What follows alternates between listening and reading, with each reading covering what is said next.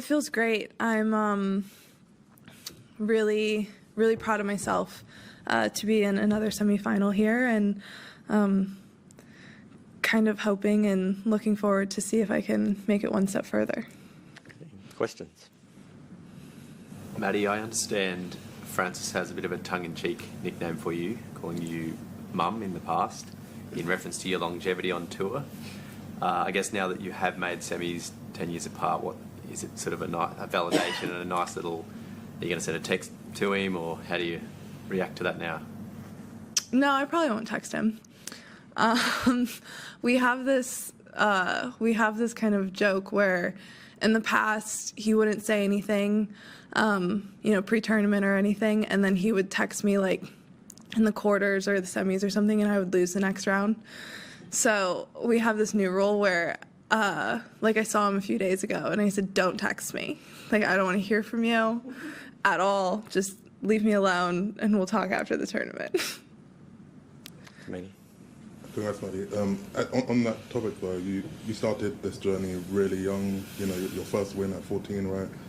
How satisfying is it to have kind of enjoyed such a full career, I guess, where you're continuing to improve, throughout it?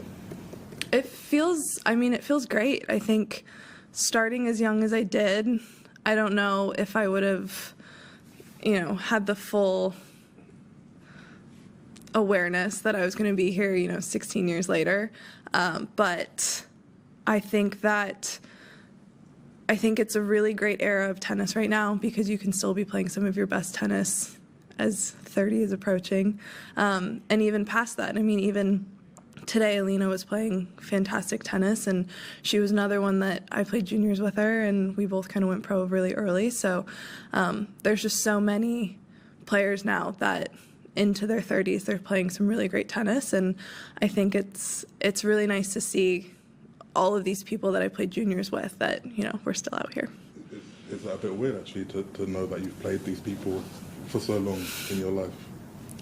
I think it's more, funny when you think about all of the versions of each other that you've played throughout all of the years. And I think when I was playing juniors, there were quite a few of us that actually made it into the pros and are continuing to play. So it's just, I guess it's funny, and it's also a little bit, I don't know, it's a little bit interesting, I guess, just to be able to see so many different people kind of evolve through so many different points of their career. David? Given that there have been 10 years that have passed, I just wonder what you can remember about yourself in terms of how you viewed everything 10 years ago, and maybe with the experience you've had, if you were able to go back and just give yourself a few words of advice about how to handle it and the future, what would you say? I think if I could go back, I would just say try to enjoy it a little bit more, and maybe try not to put as much pressure on yourself that it had to be right now. And I think there's been a handful of times in my career where it kind of felt like if it didn't happen right now, would it ever happen? And I think I'm getting to the point where I'm starting to appreciate my career for what it has been, and it doesn't have to have a grand slam in order for me to look at it and say I've done a really good job and I've really left everything out there. Now, while that's obviously still the goal, I think there have been periods of my career where it felt like if I didn't win one, then I hadn't done enough, and I didn't live up to my potential and all of that. And I think that kind of took a lot of the fun out of the game, and I think it also just there was times where it just kind of felt a little bit paralyzing out on the court, because it felt so, it felt as if I needed it to happen instead of giving myself the opportunity to go out and potentially do it. Okay, in front. Similarly, how do you feel like your experience on tour, looking back 10 years ago, can help you in this semifinal coming in a couple of days? I think now that I've been in this position a few times, I can, definitely try to lean in on that. And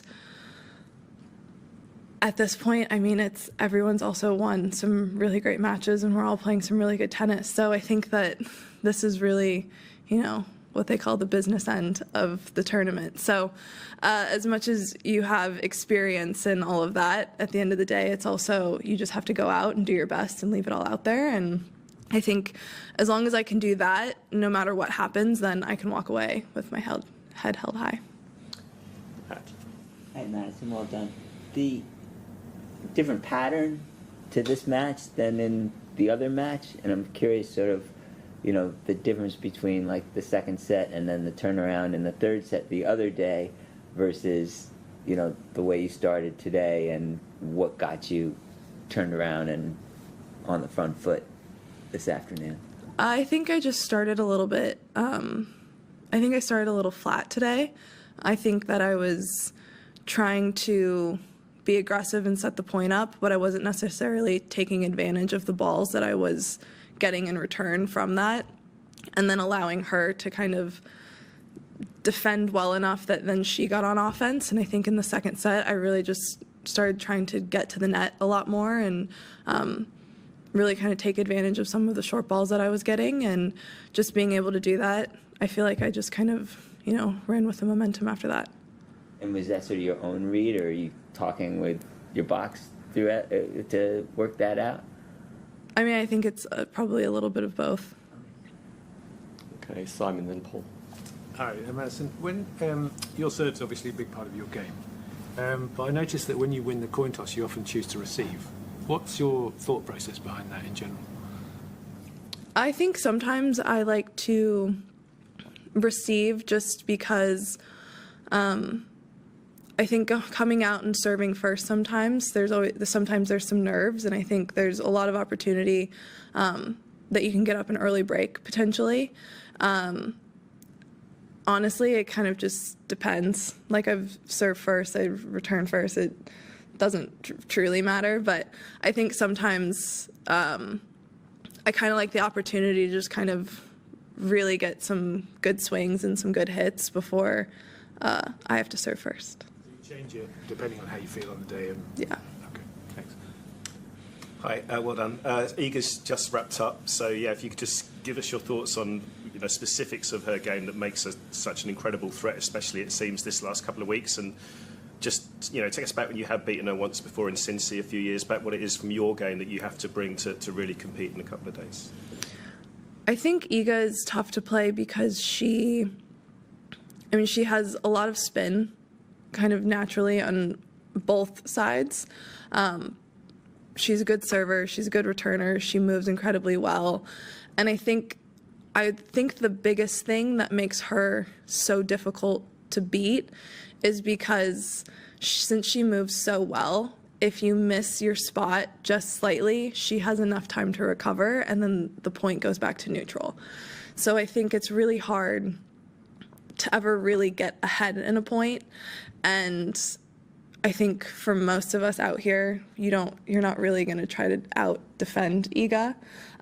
So I think that's where, and then there's just such a balance of being aggressive and trying to get her to move and going for things, but not pressing too hard and not going for anything too quickly.